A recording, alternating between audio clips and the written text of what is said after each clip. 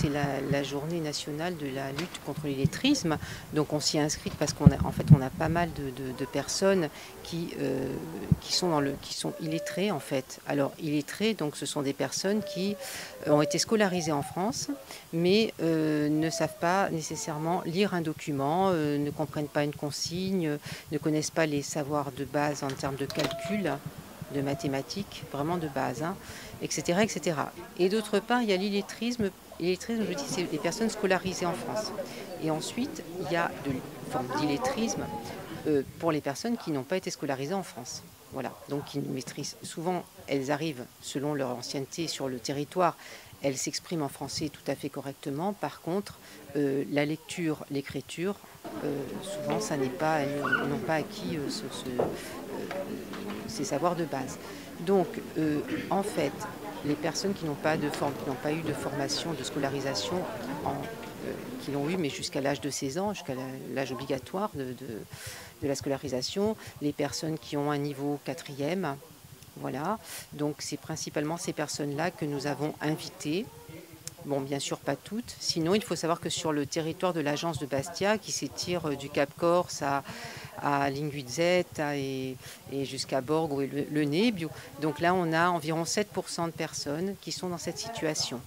Voilà. Ça fait à peu près 500 personnes. Voilà.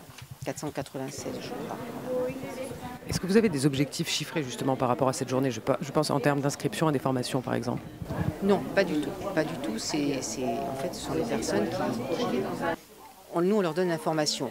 Ensuite, c'est sur la base du volontariat. Parce que on peut pas, c'est pas évident. Et tout à l'heure, j'avais une personne là qui me disait, mais moi, je crois que je vais pas y arriver. Si je vais faire une formation, je ne suis pas sûre d'y arriver. Ben, c'est sûr, parce qu'elle s'imagine un modèle de formation classique. Bon, non, c'est des formations qui sont très bien faites. Alors, nous sommes face parfois à des gens qui justement sont déjà dans l'emploi, mais qui sont barrés dans leur évolution peut-être par ce manque de compétences clés. Alors oui, hein, on a souvent ce cas-là.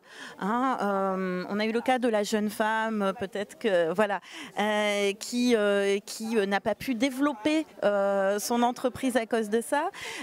Mais après, on a souvent ce cas des personnes qui ont travaillé dans des métiers où, voilà, dans les travaux publics ou dans le ménage et qui, à un moment donné, ont un problème de santé. Sauf que comment se reconvertir quand on ne sait pas écrire, quand on parle peut-être pas très bien, quand il faut savoir compter, écrire au minimum, eh bien ça devient difficile après face aux problèmes de santé qui fait qu'on ne peut plus accéder à ces métiers, je dirais physiques, hein, voilà, premiers.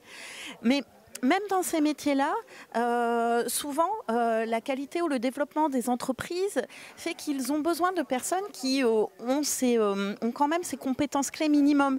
Je vous prends un exemple. Pour travailler dans les métiers de la propreté, là-dessus, il faut savoir un minima lire des étiquettes parce qu'il y a certains produits qu'il ne faut pas mélanger, sinon c'est dangereux.